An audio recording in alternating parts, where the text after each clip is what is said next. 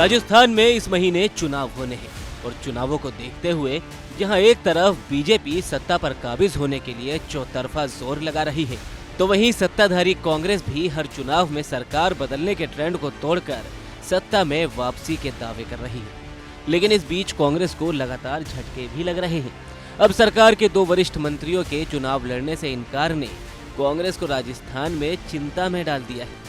पहले कैबिनेट मंत्री हेमाराम चौधरी के चुनाव नहीं लड़ने की घोषणा ने कांग्रेस की चिंता बढ़ाई और अब उनके बाद एक और मंत्री लालचंद कटारिया ने भी विधानसभा चुनाव लड़ने से इनकार कर दिया है। ऐसे में दावा किया जा रहा है कि लालचंद कटारिया के परिवार का कोई भी सदस्य चुनाव नहीं लड़ेगा।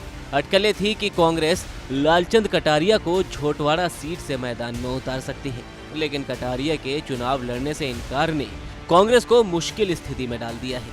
कांग्रेस की चिंता झोटवाड़ा सीट से ज्यादा है, क्योंकि इस सीट से बीजेपी ने सांसद राज्यवर्धन राठौड़ को उम्मीदवार बनाया है। तो चलिए अब आपको बताते हैं कि कटारिया के चुनाव न लड़ने के पीछे क्या कारण है। अब सियासी गलियारों में चर्चा है कि कटारिया को कहीं न कहीं हार का डर सता रहा है, क्योंकि पार्टी उन्हें झोटवाड़ा सीट से लड़वाना चाहती थी, मगर वहां से बीजेपी ने सांसद राज्यवर्धन राठौड़ को मैदान में उतार दिया है। जबकि कटारिया खुद चाहते थे कि वो आमेर चुनाव लड़े, तो वहां से भी अब विपक्ष के उपनेता सतीश पुनिया चुनाव लड़ रहे हैं। इस बीच बीजेपी के वरिष्ठ कार्यकर्ता अमित गोयल का कहना है, अब स्पष्ट हो गया है कि कांग्रेस एक डूबता जहाज है और कोई भी डूबते जहाज पर चढ़ना नहीं चाहता। राज्य के 2 मंत्रियों के अलावा कांग्रेस के पूर्व मंत्री भरत सिंह पहले ही पार्टी से नाराज होकर चुनाव लड़ने से इनकार कर चुके हैं। वे सीएम को पत्र लिखकर ऐसे मामलों की शिकायत करते रहे हैं, लेकिन किसी ने ऐसे मुद्दों पर संज्ञान नहीं लिया। अमित गोयल ने कांग्रेस द्वारा उम्मीदवारों की घोषणा में देरी पर भी चुटकी ली।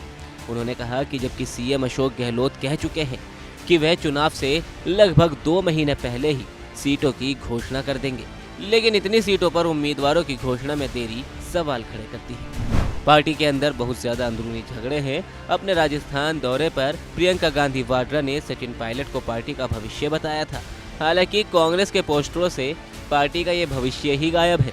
बताते चले कि राजस्थान की 200 विधानसभा सीटों के लिए 25 नवंबर को मतदान होना है, जबकि 3 दिसंबर को ये साफ हो जाएगा कि अगले 5 साल के लिए सूबे की सत्ता का ताज किसके सर सजेगा।